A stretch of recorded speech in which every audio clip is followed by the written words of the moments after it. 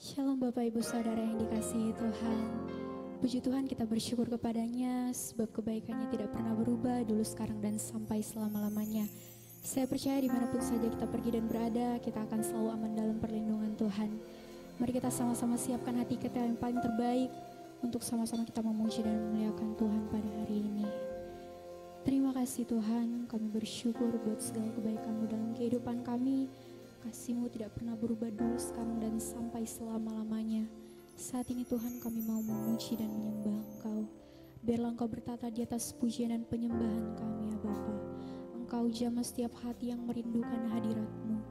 Biarlah Engkau isi semuanya sampai penuh dan kami merasakan hadirat-Mu ya Tuhan. Biarlah atmosfer surga-Mu ada di tempat ini untuk melawat setiap hati kami. Terima kasih ya Bapa, kami percaya ibadah ini akan berjalan lancar dan biarlah hanya nama Tuhan yang dipuji dan dipermuliakan. Terima kasih ya Bapa, kami bersyukur buat segala kebaikan-Mu dalam setiap kehidupan kami. Di dalam nama Tuhan Yesus Kristus kami berdoa dan mengucap syukur. Haleluya. Amin.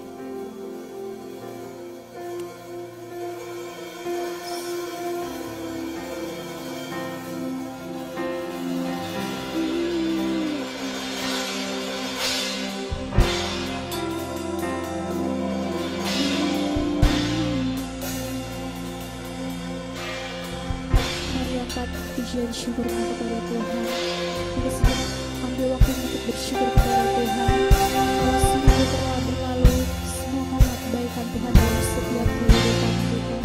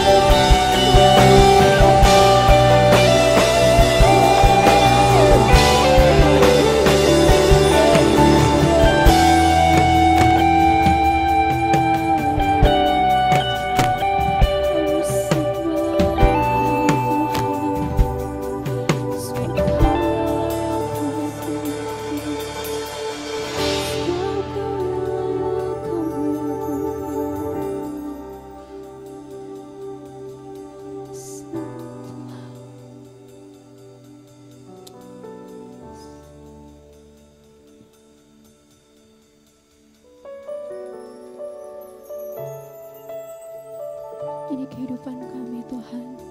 Pakailah setiap kehidupan kami untuk menjadi alat-Mu Tuhan. Biarlah kehidupan kami ini bisa menjadi berkat dimanapun saja kami berada. Terima kasih Tuhan.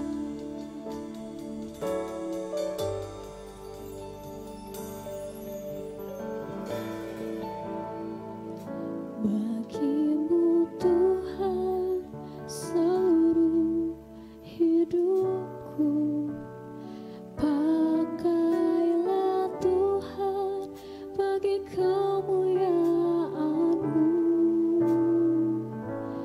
genapi seluruh rencana-Mu sampai bumi penuh kemuliaan-Mu. Bagi-Mu Tuhan seluruh hidup, pakai hidup kami Tuhan.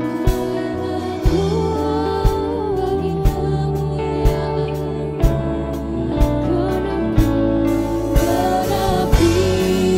seluruh rencana-Mu sampai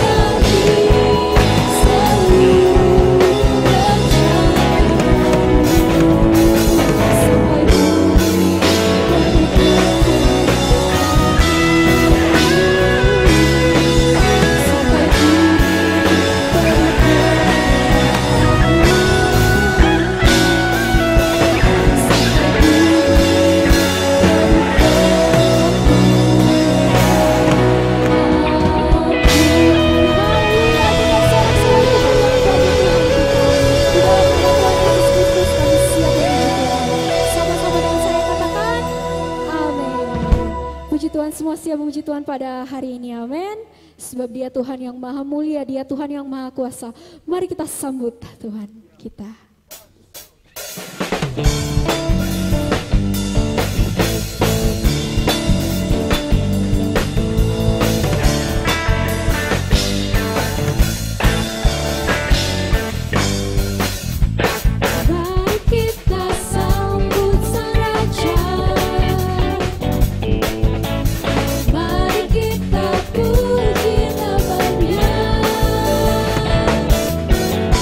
Dia yang maha mulia,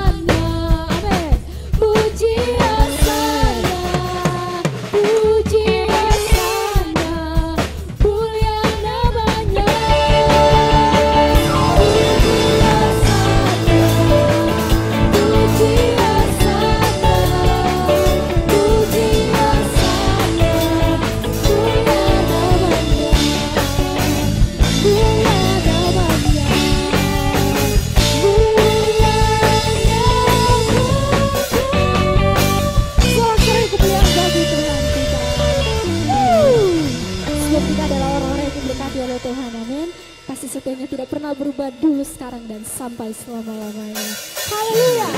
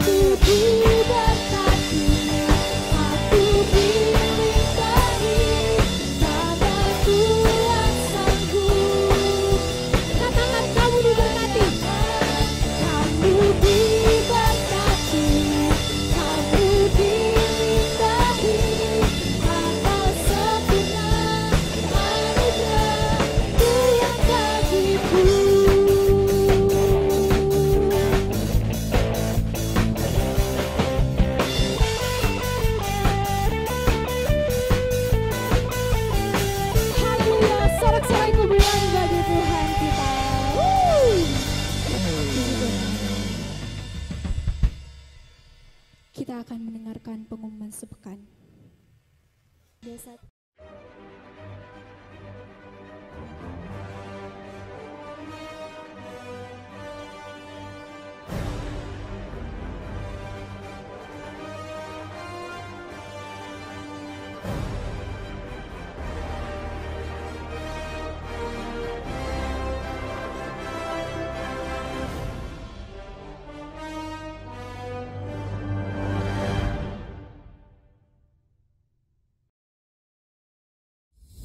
Shalom Bapak Ibu Saudara yang dikasihi oleh Tuhan. Senang rasanya bisa menyapa Bapak Ibu semuanya di hari Minggu yang sangat luar biasa ini. Bagaimana kabar Bapak Ibu semuanya? Saya yakin dan percaya sukacita damai sejahtera dari Tuhan Yesus Kristus senantiasa ada dalam setiap kita. Bersama saya Nesya, dalam beberapa menit ke depan, saya akan menginformasikan kegiatan sepekan gereja kita yang terangkum dalam Weekly News.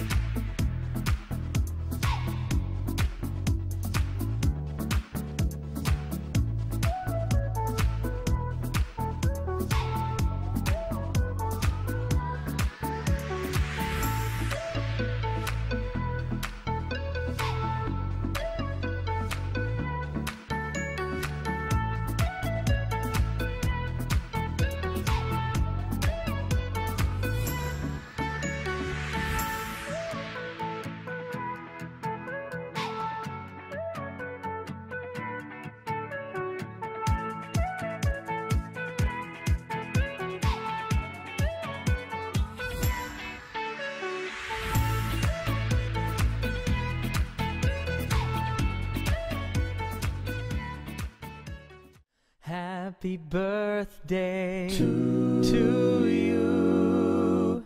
Happy birthday to you. Happy birthday to you. Happy birthday to you.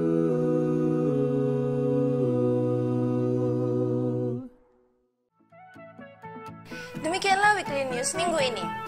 Selamat hari Minggu, Bapak Yahweh memberkati. Dadah!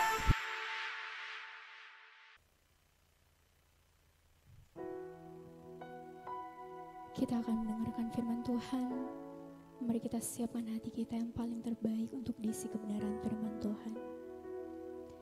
Terima kasih Tuhan. Sekalipun kami berjalan dalam lembah kekelaman, Kau tidak pernah meninggalkan setiap kehidupan kami. Tangan-Mu menopang setiap kehidupan kami dan berikan kami kemenangan.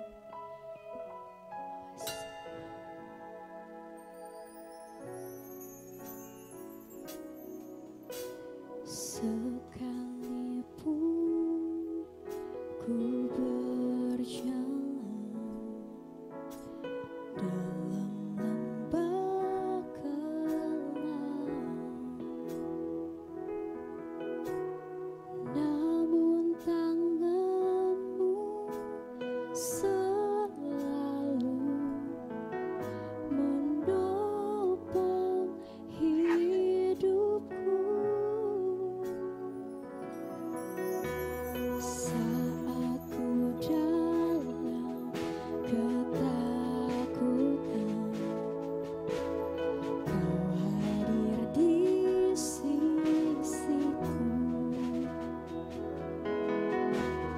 Kau berkata, jangan takut. Kau beriku kemenangan. Kaulah Tuhan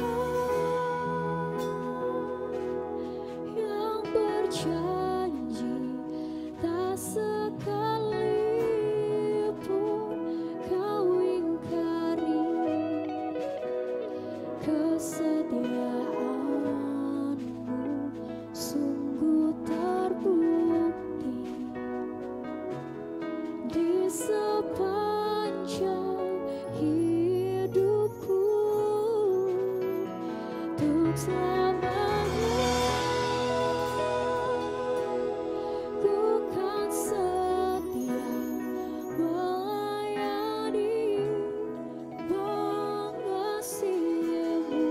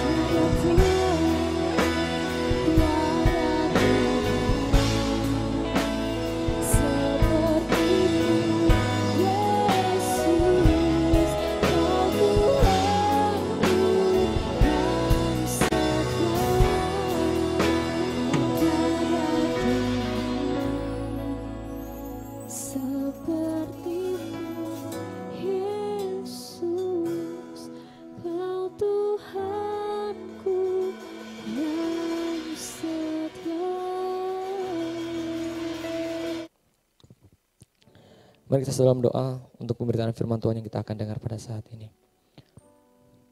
Kami sungguh bersyukur Tuhan buat kemurahan Tuhan dalam kehidupan kami. Kami bersyukur Engkau terus menyertai, memberkati, memulihkan. Dan kasih-Mu sempurna dalam kehidupan kami. Kami merasakan kehadiran Tuhan.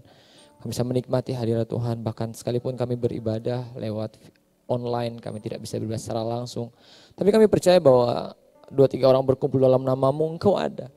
Dan saat ini juga kami percaya bahwa Engkau ada, Engkau sedang melawat kami, Engkau sedang memberkati kami, Engkau sedang membawa kami untuk kami terus berjalan sesuai dengan kehendak Tuhan.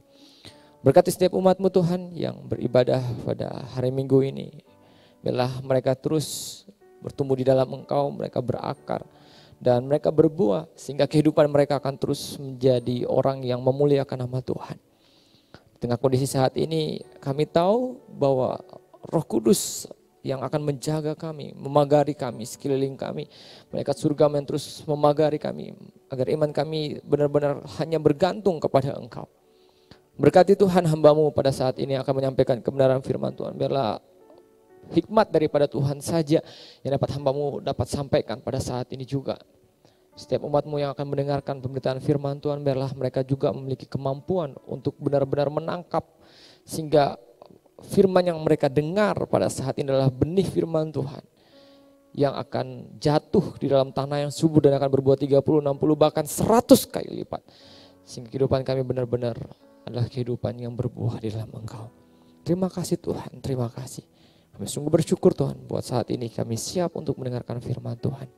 Hanya di dalam nama Tuhan Yesus Kristus yang siap mendengarkan firman Tuhan, sama-sama dan saya katakan amin. Sama-sama katakan apa? Amin. Puji nama Tuhan, shalom jemaat yang dikasihi Tuhan. Sekali lagi shalom. Pada saat ini juga saya bersyukur bahwa Tuhan begitu luar biasa dan ajaib dalam setiap kehidupan kita. Dalam kondisi yang saat ini mungkin kita belum bisa beribadah bersama-sama. Tapi saya percaya bahwa dimanapun kita berada bahwa kasih Tuhan yang akan terus memenuhi setiap hati kita. Dan saat ini kita akan belajar terus tentang kebenaran firman Tuhan. Dan pemberitaan firman Tuhan pada saat ini tidak berbicara terlalu jauh tentang perayaan yang kita baru rayakan hari Kamis kemarin, yaitu kenaikan Yesus Kristus. Suatu sukacita kalau kemarin kita bisa memperingati kenaikan Yesus Kristus dan di Indonesia libur. Karena ada beberapa negara yang kemudian tidak merayakan ini secara spesial. Kita memperingati tentang Natal dengan begitu luar biasa. Kita memperingati tentang kematian, kebangkitan Yesus Kristus dengan luar biasa. Dan seharusnya pun kenaikan pun ada hal yang spesial yang kita perlu rayakan. Suatu kemenangan yang luar biasa. Di mana Tuhan Yesus naik ke surga dan disaksikan oleh begitu banyak orang. Dan membuktikan bahwa dia memang Tuhan yang sempurna. Nah pada saat ini kita akan belajar tentang satu bagian. Dan sebenarnya ini menjadi pertanyaan bagi saya. Ketika saya merenungkan pada bagian ini, saya mulai berpikir sejenak, kenapa Yesus tidak tetap tinggal saja? Kenapa Yesus tidak terus ada di dunia ini? Bahkan kita saat ini mungkin kalau kita berpikir bahwa Yesus tidak akan mengalami, tidak akan mati selamanya karena dia adalah Tuhan. Kenapa dia tetap tidak terus ada di dunia ini dan dia bisa melayani dengan murid-muridnya? Dan saya berpikir bahwa ini satu hal yang sangat luar biasa. Kenapa luar biasa? Karena kita punya sesuatu yang nyata, karena tidak sedikit ada orang-orang yang meragukan keberadaan Yesus, tidak sedikit ada orang-orang yang mengatakan bahwa Yesus hanyalah kisah fiktif, yang hanya dongeng atau legenda. Dan ketika segala sesuatu yang menyerang dalam iman kekristenan, itu dapat sangat menolong ketika Yesus benar-benar ada dan dia tidak naik ke surga. Dan suatu pertanyaan waktu ketika saya berjalan dan mengenalkan Tuhan, saya mulai bertanya ke Tuhan, kenapa Tuhan meninggalkan murid-murid dan sepertinya Tuhan memberikan tanggung jawab yang begitu besar untuk memberitakan Injil kepada mereka. Dan ketika saya merenungkan tentang ini, ada suatu hal di mana saya rindu bahwa pada saat ini pun kita memiliki dasar yang kuat. Mengapa kita memperingati tentang kenaikan daripada Yesus Kristus? Mengapa kita patut merayakan tentang kenaikan daripada Yesus Kristus? Nah pada saat ini saya rindu bahwa kita akan membaca tentang kebenaran firman Tuhan yang terambil dalam Kisah Rasul pasal yang pertama ayat yang ke-6 sampai ayatnya yang ke-11. Kisah Rasul pasal yang pertama dari ayat yang ke-6 sampai ayat yang ke-11. Saya rindu untuk kita baca bergantian, walaupun ada jemaat Tuhan yang nonton ini secara online, ya. Saya rindu kita tetap buka Alkitab, kita persiapkan hati kita, persiapkan Alkitab kita. Kita akan baca bergantian. Saya akan membacakan ayat yang genap, yaitu ayat yang ke-6, dan saya jemaat Tuhan akan membacakan ayat yang ganjil sampai ayat yang ke-11. Kita akan baca bersama-sama. Ya, sudah menemukan? Oke, saya masih tunggu. Oke, kita akan baca bersama-sama Kisah Rasul pasal yang pertama ayat yang ke-6 sampai ayat yang ke-11. Lembaga Alkitab Indonesia memberikan judul perikop yaitu Yesus terangkat ke surga. Ayat yang ke-6, maka bertanyalah mereka yang berkumpul di situ, Tuhan, maukah engkau pada masa ini memulihkan kerajaan bagi Israel? Jawabnya, engkau tidak perlu mengetahui masa dan waktu yang ditetapkan Bapa sendiri menurut kuasanya. Tetapi kamu akan menerima kuasa kalau Roh Kudus turun ke atas kamu. Dan kamu akan menjadi saksiku di Yerusalem, di seluruh Yudea dan Samaria dan sampai ke ujung bumi. Sesudah ia mengatakan demikian, terangkatlah ia disaksikan oleh mereka dan awan menutupnya dari pandangan mereka. Ketika mereka sedang menatap ke langit, waktu ia naik itu, tiba-tiba berdirilah dua orang yang berpakaian putih dekat mereka. Dan berkata kepada mereka, hai orang-orang Galilea, mengapakah kamu berdiri melihat ke langit?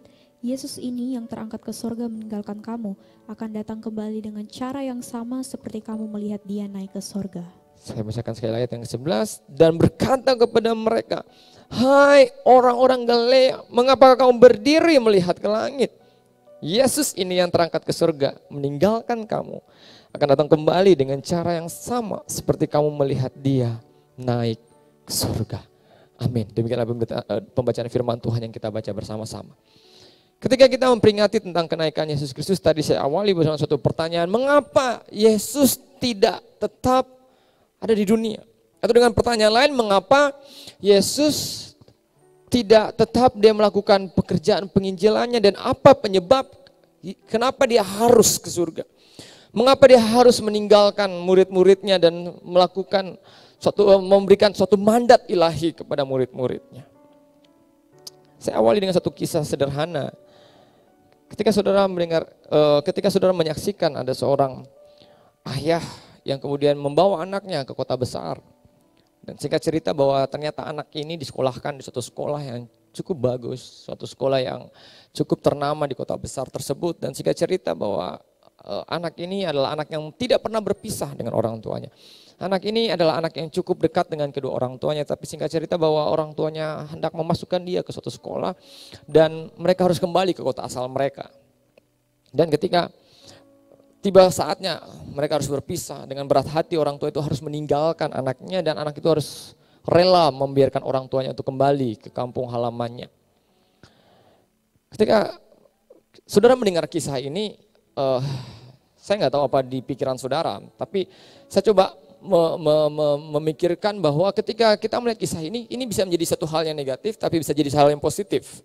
Dalam hal yang negatif bahwa kok tega ya orang tua itu meninggalkan anaknya. Kok tega ya kalau betul-betul orang tua itu mengasihi, harusnya dia bersama-sama dengan anak itu. Kalau orang tua itu benar-benar mengasihi anaknya, seharusnya orang tua itu tetap bersama-sama dengan anaknya dan dia tidak meninggalkan anaknya. Tapi bagi sebagian orang, bahkan mungkin bagi sebagian besar daripada kita lebih berpikir positif. Bahwa meninggalkan seorang anak untuk dia studi, untuk dia melanjutkan pendidikan yang lebih baik adalah sesuatu yang sangat mulia. Adalah sesuatu yang membuat anak itu bisa memperoleh masa depan yang lebih baik lagi dengan pendidikan yang dia peroleh. Ketika kita melihat tentang kisah daripada kenaikan Yesus Kristus, tadi saya coba mengusik pikiran kita bahwa apa yang di pikiran kita ketika Yesus meninggalkan murid-muridnya. Ada 3 hal yang saya ingin bagikan pada saat ini. Apa alasan penting mengapa Yesus harus kembali atau harus naik ke surga dan meninggalkan murid-muridnya? Di dalam Injil Yohanes pasal yang ke-14 ayat yang pertama sampai ayat yang ke-4 dikatakan seperti ini. Janganlah gelisah hatimu, percayalah kepada Tuhan, percayalah juga kepadaku. Di rumah Bapakku banyak tempat tinggal. Jika tidak demikian, tentu aku akan mengatakan kepadamu, sebab aku pergi ke situ untuk menyediakan tempat bagimu. Dan apabila aku telah pergi ke situ dan telah menyediakan tempat bagimu, aku akan datang kembali dan membawa kamu ke tempat supaya di mana aku berada, kamu pun berada. Ketika Yesus meninggalkan murid-muridnya, Yesus sedang memberikan suatu informasi penting. Bahwa Yesus meninggalkan mereka bukan karena Yesus tidak melakukan apa-apa. Tapi firman Tuhan mengatakan bahwa Yesus sedang menyediakan tempat bagi murid-muridnya. Yesus sedang menyediakan tempat bagi setiap kehidupan orang percaya, bahkan bagi kita pada saat ini. Dan tempat yang disediakan oleh Yesus adalah bukan tempat yang hanya berbicara tentang suatu bangunan yang semu, tetapi suatu tempat di mana kita mengalami kekekalan bersama-sama dengan Tuhan. Tempat di mana kita benar-benar bisa bergaul dengan Tuhan tanpa batas waktu. Kita bisa melihat wajah Tuhan 1x24 jam, bahkan dalam waktu yang tidak terbatas. Nah, kita kembali bahwa poin pertama bahwa mengapa Yesus meninggalkan mereka. Yesus mengatakan bahwa dia punya tugas lain, dia punya suatu hal yang harus dikerjakan, bahwa dia akan menyediakan tempat bagi kita. Perlu digarisbawahi bukan berarti bahwa orang-orang yang meninggal sebelum Yesus naik tidak punya tempat. Tapi ini Yesus sedang menjelaskan kepada mereka bahwa apa yang dimana saat ini engkau berada, inilah hanya tempat sementara. Tempat yang kita pijak hari ini, apa yang saudara miliki rumah saudara, itu hanya sementara. 1 Petrus 1 ayat 17, saya bacakan. Dan jika kau menyebutnya Bapa, yaitu dia yang tanpa memandang muka menghakimi seorang menurut perbuatannya, maka hendaklah kamu hidup dalam ketakutan selama kamu menumpang di dunia ini. Saya tegaskan bagian-bagian terakhir, ada dikatakan bahwa kita hanya menumpang di dunia ini. Kita hanya sementara. Dalam terjemahan lain, dalam terjemahan IMB dikatakan bahwa kehidupan yang sementara. Saya dan saudara hari ini kita hanya tinggal di dunia sementara. Pemasmur mengatakan bahwa manusia itu 70-80 tahun. Kita harus pahami ini bahwa ada satu janji yang Yesus berikan dalam kehidupan kita, yaitu tempat yang kekal, tempat yang mulia. Tempat yang sebenarnya semua orang mengingini. Dan mereka berusaha dengan cara mereka, dengan kesalehan mereka, ketaatan mereka untuk memperoleh tempat tersebut. Tetapi sesungguhnya setiap orang yang percaya kepada Yesus, orang tersebut sudah memiliki tempat, yaitu di surga yang sangat indah. Saya berdoa dalam nama Tuhan Yesus bahwa setiap orang yang mendengarkan tayangan ini adalah orang-orang yang memiliki iman bahwa dia sudah punya tempat terbaik, yaitu di surga. Kita tidak perlu takut lagi tentang tempat tersebut, karena yang menyediakan bukan kita. Yang membuat kita berhak untuk masuk surga bukan karena kita, tapi semua karena anugerah Tuhan. Sama-sama yang saya katakan, semua karena anugerah Tuhan. Ketika kita menyadari poin yang pertama ini, seharusnya kita jauh lebih berbahagia. Kenapa?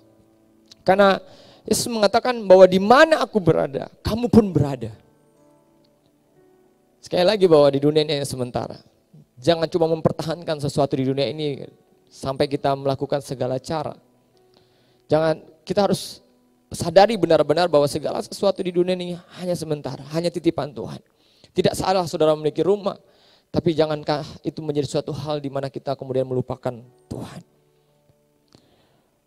Poin yang pertama ini perlu kita sadari bahwa sekali lagi bahwa di dunia hanya sementara, dan kita perlu memikirkan apa yang perlu kita lakukan untuk kita bisa memperoleh sesuatu bagian yang terbaik, yaitu upah kita di surga nanti.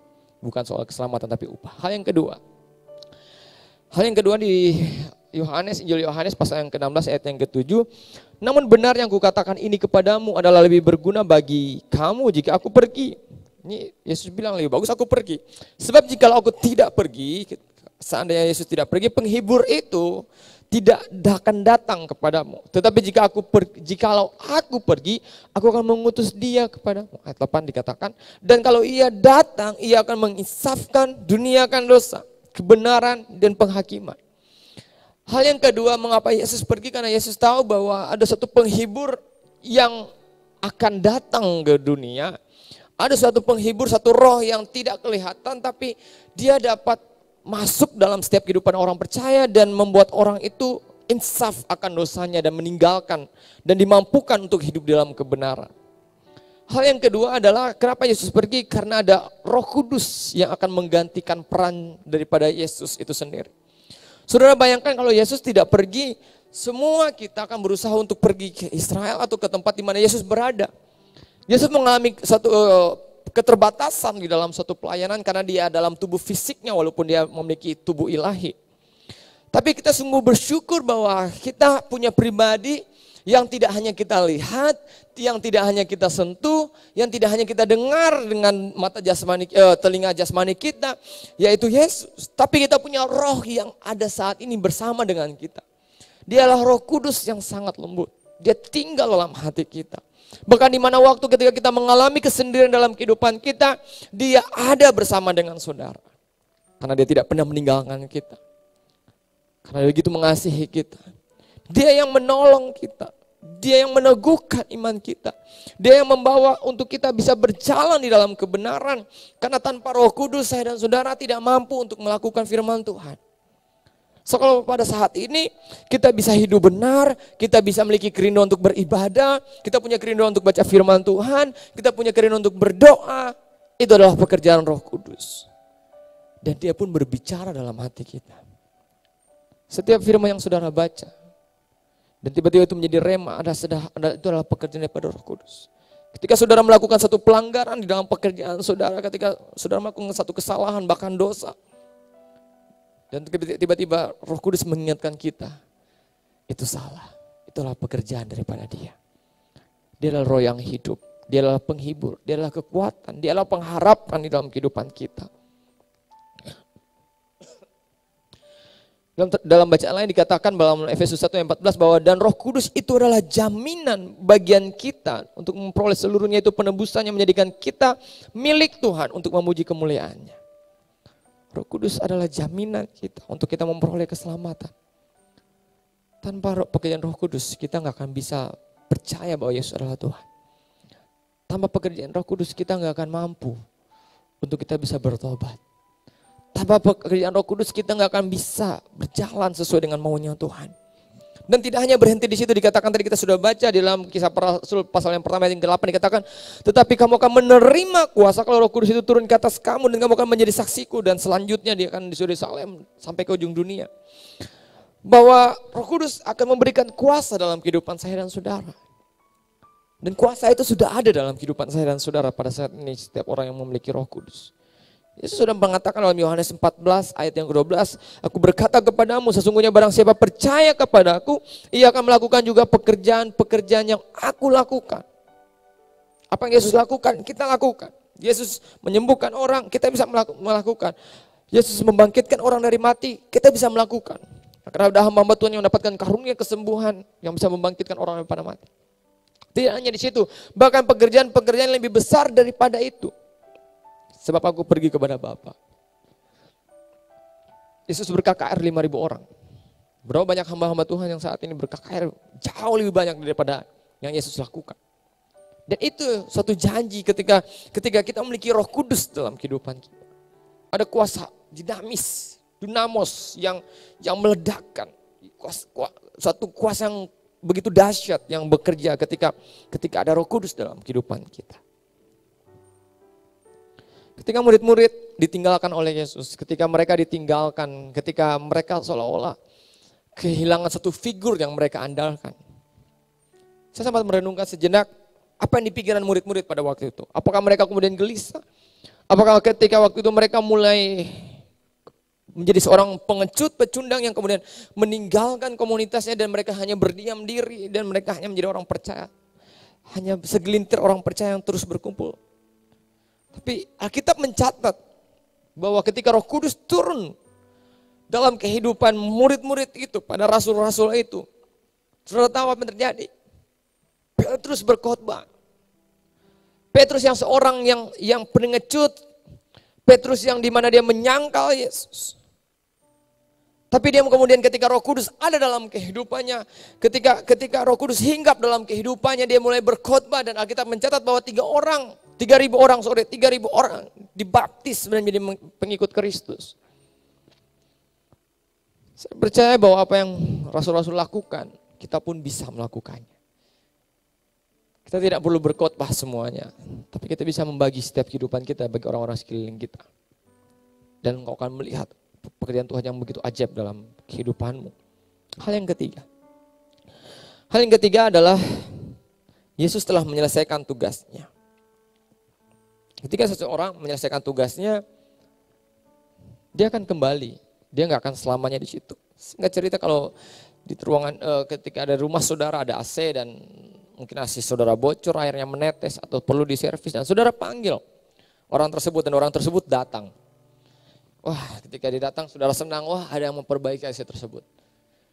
Perbaiki dalam waktu setengah jam, 1 jam dalam waktu tertentu, apa yang terjadi? Kemudian AC itu sudah selesai. Mungkin saudara menyediakan minum dan makanan mungkin. Dan orang itu akan pergi. Saudara nggak akan mungkin, ayo kamu tinggal di sini saja, tidur di sini saja. Orang itu akan bingung. Kenapa? Karena dia datang untuk menyelesaikan suatu tugas. Dia datang untuk memperbaiki AC dan itu tugasnya. Dan dia tahu bahwa itu bukan rumahnya, dia harus kembali ke rumahnya, dia tahu dia melakukan pekerjaan lain. Dan itu yang Yesus lakukan. Injil Yohanes pasal yang ke-17 ayat 4 yang ke-5. Ayat 4-5 dikatakan, aku telah mempermuliakan engkau di bumi dengan jalan menyelesaikan pekerjaan. Sudah bisa garis bawain doa Yesus ketika dia sebelum dia masuk dalam penyalipan. Dia mengatakan bahwa Yesus berdoa kepada Bapa, dikatakan bahwa menyelesaikan pekerjaan yang engkau berikan kepadaku. Ternyata dia datang ke dunia ada pekerjaan untuk melakukannya. Oleh sebab itu ya Bapa, permuliakanlah aku padamu sendiri dengan kemuliaan yang kumiliki di hadiratmu sebelum dunia ada. Saya mau tekankan bahwa dengan jalan menyelesaikan pekerjaan. Yesus telah menyelesaikan pekerjaannya. Yesus bukan berasal dari dunia, dia dari surga dan dia sedang menyelesaikan pekerjaannya di dunia dan kemudian dia kembali ke surga. Dan saat ini saya mengatakan bahwa saya dan saudara punya pekerjaan. Saya dan saudara punya satu tugas dan kewajiban yang kita harus lakukan di muka bumi ini. Dan seringkali kita hanya berpikir bahwa berbicara tentang suatu pekerjaan, kita sedang berbicara tentang pekerjaan untuk kita pergi ke kantor, untuk kita mengajar, untuk kita mencari uang, untuk kita mencari nafkah, untuk kita melakukan suatu pelayanan di gereja. Itu memang betul menjadi suatu mandat budaya, suatu perintah Tuhan untuk mengusahakan dunia ini, bumi ini yang diberikan oleh kepada Adam dan Hawa. Tapi sesungguhnya saya dan saudara perlu ingat baik-baik, ada suatu tugas yang jauh lebih penting daripada semua itu. Itu penting. Tapi ada seringkali tugas yang penting, yang lebih jauh lebih penting ini, tapi justru kita seringkali mengabaikannya. Kita melupakannya, bahkan lebih fatal lagi, kita tidak melakukannya. Saya rindu untuk kita kembali apa yang Tuhan perintahkan kepada murid-murid ketika Yesus hendak naik ke surga. Kalau seorang mau meninggal, biasanya ada pesan-pesan terakhir gitu ya. Anak-anaknya mulai dikumpulkan, ayo kumpul gitu ya. Wah, pikirannya bagi warisan gitu ya. Sudah pikirannya bagi warisan. Wah, saya dapat apa ini? Saya dapat sapi, kuda gitu ya. Wah, gitu ya. Dapat anjing gitu. Ya, mungkin orang mulai bagi warisan dan kemudian berpikir dapat tanah dan segala macam. Dan ketika orang itu hendak meninggal, biasanya ada pesan-pesan terakhir. Dan pesan-pesan terakhir itu adalah pesan yang menjadi suatu pantangan biasanya untuk tidak dilakukan. Jadi sesusah apapun pesan itu, anak-anak atau yang ditinggalkan akan berusaha untuk melakukan. Dan ketika Yesus hendak naik ke surga, ada pesan-pesan yang penting.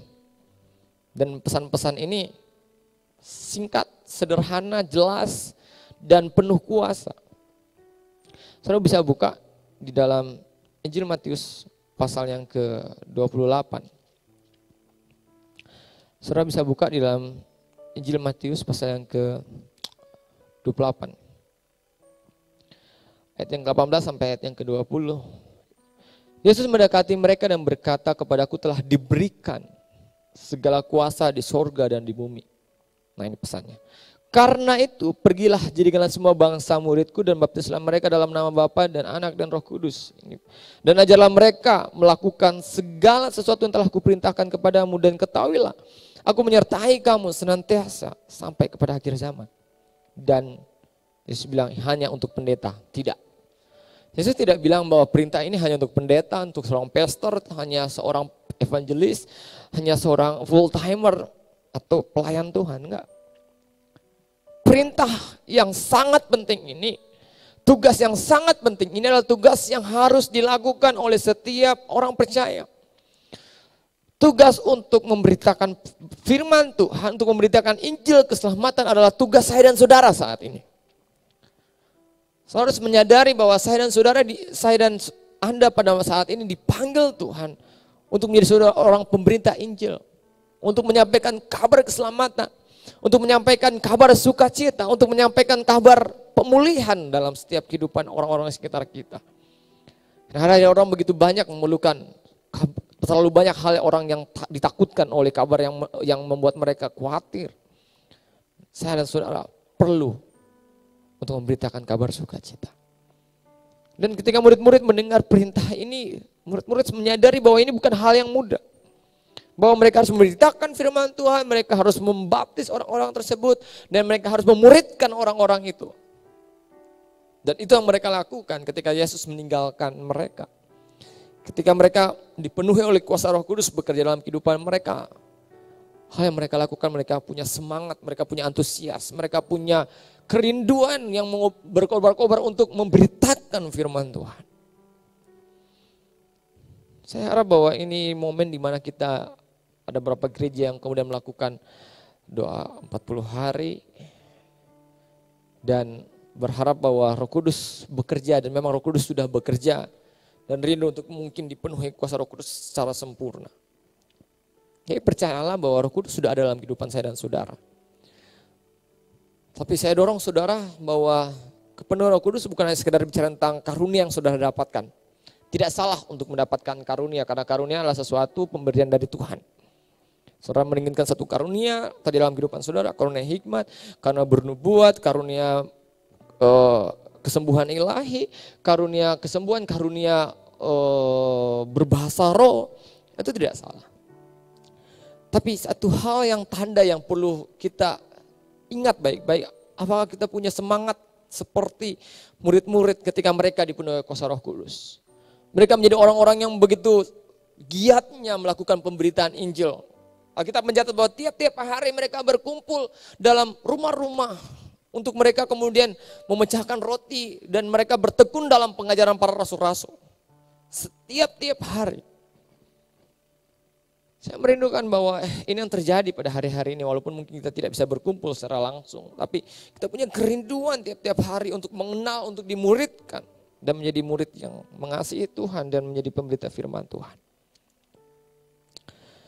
Bagian di sini saya rindu untuk kita benar-benar memikirkan apakah tugas kita saat ini sudah selesai. Apakah kita sudah benar-benar berpikir lagi bahwa ini kita sudah lakukan dengan baik. Jangan sampai ketika di penghujung usia kita berpikir bahwa mohon maaf belum ada jiwa yang kita menangkan dalam kehidupan kita. Dorong kehidupan saudara untuk benar-benar bertanggung jawab buat orang-orang di sekitar kita. Kita belajar untuk mendoakan mereka. Kita dorong mereka untuk benar-benar hidup dalam kebenaran firman Tuhan. Dan biarlah kehidupan mereka benar-benar berakar karena kita mengajarkan untuk mereka menjadi murid yang mengasihi oleh Tuhan. Dan bagian sini saya rindu bahwa kita benar-benar memahami bahwa kita perlu melakukan tugas ini. Kita tidak hanya menunjuk seorang pastor untuk melakukan tugas ini, seorang penginjil, tidak. Saya dan saudara perlu untuk memberitakan firman Tuhan. Katakan sama-sama dengan saya perlu melakukan pemberitaan firman Tuhan. Saya tutup dengan satu bagian kisah ini. Saya nggak akan baca secara komplit. Nanti saudara bisa baca lagi dalam Injil Matius secara komplit di situ tentang beberapa perumpamaan. Ada satu perumpamaan yang menarik tentang hamba yang diberikan talenta. Saya baca ayat yang Matius 25 ayat 21 dikatakan, maka kata tuannya itu kepadanya, baik sekali perbuatanmu itu hambaku yang baik dan setia. Engkau telah setia dalam perkara yang kecil, aku akan memberikan kepadamu tanggung jawab dalam perkara yang besar. Masuklah dan turutlah dalam kebahagiaan Tuhanmu. Ini juga tentang talenta, saudara bisa baca situ ada yang dapat 1, 2, dan 5 talenta. Dan mereka yang mendapatkan 2 dan 5 kemudian mereka melakukan tugas mereka dan mereka melakukan pelipat gandaan talenta tersebut. Saya dan saudara memiliki talenta dalam kehidupan kita. Dan saya mendorong bahwa kita menjadi orang yang memiliki 2 dan 5 talenta. Jangan seperti yang satu. Dia hanya menguburnya. Dia tidak melakukan apa-apa. Dia berpikir bahwa apa untungnya saya? Apa yang untungnya saya? Kita mulai berpikir bahwa buat apa saya memberitakan firman Tuhan? Apa untungnya saya? Justru kita rugi. Kita berpikir secara materi kita rugi. Kita harus mengeluarkan mungkin uang untuk membeli sesuatu, untuk kita bisa mendekati. Kita harus mengorbankan kesibukan kita, waktu kita, tenaga kita, pikiran kita. Bahkan sesuatu perasaan kita harus korbankan untuk orang-orang yang kita ingin menangkan. Dan itu yang dipikirkan oleh orang yang memiliki 1 talenta, kalau saudara nanti bisa baca. Tapi berbeda dengan 2 dan 5 talenta. Dia nggak berbanyak bantahan, dia nggak berpikir negatif, dia hanya oke, ini yang saya harus lakukan. Dia mulai berusaha dengan sekuatnya melipat gandakan talenta itu. Saudara bayangkan kalau dibandingkan dengan 1 talenta, 2 dan 5 ini jauh lebih susah untuk mengembangkannya. Karena dia punya banyak tanggung jawab dengan talenta yang dia miliki. Tapi dia melakukan dengan semaksimal mungkin. Dia nggak berpikir apakah dia harus digaji atau tidak. Dan apa yang didapatkan, saudara tahu? Bahwa ada satu pujian keluar dari seorang tuan ini, dia mengatakan bahwa masuklah bersama-sama dengan aku. Saya nggak sedang menakut-nakuti saudara bahwa kalau kita nggak memberitakan firman Tuhan, kemudian kita nggak masuk dalam kerajaan surga, bukan itu maksud saya. Tapi maksud saya adalah bahwa yang menjamin keselamatan kita adalah pekerjaan daripada Roh Kudus. Tapi saya percaya bahwa Roh Kudus yang hidup itu adalah Roh Kudus yang aktif. Dia ingin kita pun aktif di dalam pemberitaan firman Tuhan. Dia ingin kita aktif untuk berdoa bagi orang-orang sekitar kita. Dia ingin kita aktif untuk kita memberi hidup buat orang lain. Pertanyaan pada saat ini, apakah kita sudah benar-benar menjadi pemberita firman Tuhan? Apakah kita sudah benar-benar memuridkan orang di sekitar kita? Bila ini menjadi perenungan kita pada saat ini. Dan saya merindukan bahwa pada saat ini juga kalau kita belum, ini kesempatan yang sangat indah untuk kita benar-benar menjadi orang yang melakukan tugas dan pekerjaan kita. Mari kita tundukkan kepala kita. Mari kita ambil waktu sejenak untuk kita saat teduh dengan Tuhan.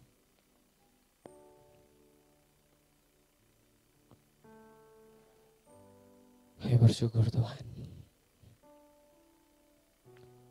Engkau Tuhan yang mulia. Engkau Tuhan yang besar. Engkau Tuhan yang ajaib.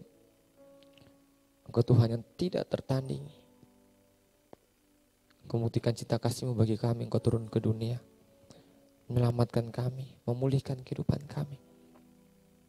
Dan kami sungguh bersyukur bahwa Engkau memberikan Roh-Mu yang kudus dalam hati kami. Terima kasih Tuhan, terima kasih. Engkau ajaib, Engkau mulia. Berkati setiap umat-Mu yang mendengarkan pemberitaan firman Tuhan saat ini. Kami bersuka cita karena Engkau telah menyediakan tempat yang terbaik. Karena kami tahu bahwa di dunia kami hanya sedang berkemah. Kami hanya sementara. Dan kami akan meninggalkan dunia ini pada waktunya nanti. Tapi kami tidak takut karena kami tahu bahwa Engkau telah menyediakan tempat yang terbaik bagi kami. Dan saat ini juga Tuhan, kami bersyukur karena Engkau telah memberikan Roh Kudus-Mu dalam kehidupan kami.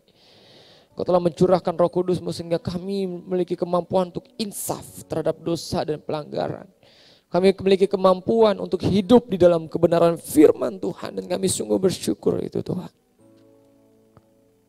Dan kami sadar bahwa Engkau memberikan tugas kepada kami semua untuk menunaikan tugas kami, yaitu melakukan pemberitaan Injil.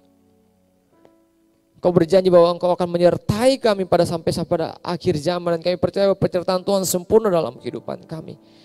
Di tengah kondisi saat ini mau berdoa Tuhan, mampukan kami untuk melakukan tugas ini. Kami tidak mampu tanpa pekerjaan Roh Kudus. Tapi kami bersyukur pada saat ini juga Roh Kudus ada dalam kehidupan kami.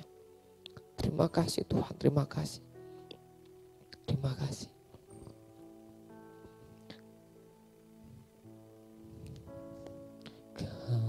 Ku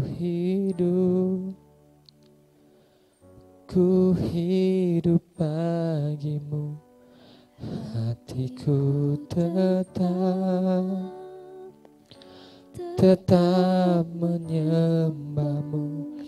Dunia tak bisa menjauhkan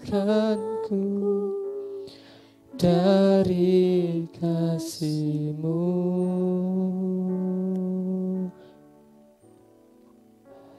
Sama ku hidup bagimu, mataku tetap menyembah-Mu. Dunia tak bisa menjauhkanku dari kasih-Mu.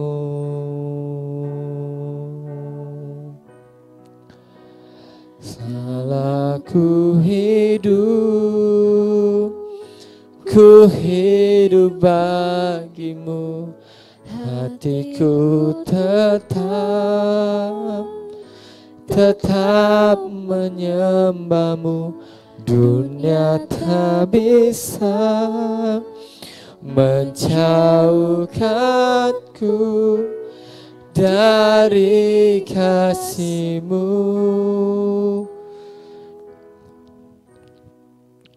Selama ku hidup bagimu, mataku tetap memandang-Mu, tetap memandang-Mu. Dunia tak bisa menjauhkanku dari kasih-Mu. Dunia tak bisa, dunia tak bisa menjauhkanku dari kasih-Mu. Sekali lagi katakan, dunia tak bisa, dunia tak bisa menjauhkanku dari kasih-Mu. Terima kasih Tuhan, terima kasih Roh Kudus buat keajaiban-Mu yang luar biasa dalam kehidupan kami. Kau telah menyertai jalannya ibadah ini dari awal pertengahan hingga akhirnya semua dapat berjalan dengan begitu indahnya, semua karena kemurahan anugerah Tuhan. Berkati Tuhan setiap anak-anak-Mu yang saat ini menyaksikan video ini dimanapun mereka berada. Di tengah-tengah keluarga mereka, di tengah kesendirian mereka, kami percaya bahwa Roh Kudus yang menemani kami, Roh Kudus yang selalu tinggal dalam hati kami, bangkitkan iman percaya kami dalam Engkau. Mau berdoa Tuhan buat setiap anak-anak-Mu yang hari ini mungkin mereka terinfeksi, mereka yang terserang oleh penyakit ini, COVID-19 ini, Tuhan Kau sembuhkan mereka. Kami percaya bahwa mujizat Tuhan terus ada sampai saat ini, akan terus bekerja dalam kehidupan orang percaya. Mari Tuhan Kau berikan kesembuhan kepada setiap orang-orang-Mu, anak-anak Tuhan yang hari ini mereka terbaring ke rumah sakit, mereka yang positif, Tuhan sembuhkan mereka. Bukan hari ini mereka yang mengalami krisis dalam ekonomi, dalam rumah tangga mereka. Kami percaya bahwa Tuhanlah yang memelihara kehidupan kami. Segala sesuatu sia-sia ketika tanpa Tuhan, tapi ketika kami bersama-sama dengan Tuhan bahwa 5 roti dan 2 ikan di tangan Tuhan, Tuhan mengadakan pelipat gandaan. Tepung dalam tempayan dan minyak tidak akan habis ketika kami menyerahkan itu kepada dalam tangan Tuhan. Kami percaya bahwa kuasa dan mujizat yang sama bekerja pada kehidupan keluarga kami. Engkau berkati setiap anak-anak Tuhan yang mengalami krisis dalam bidang ekonomi Tuhan. Tuhan bukakan jalan, berikan mereka pekerjaan, berikan mereka penghasilan, berikan mereka hikmat, kemampuan untuk bisa mendapatkan pekerjaan dan membuka lapangan pekerjaan sehingga mereka bisa hidup dan diberkati oleh Tuhan.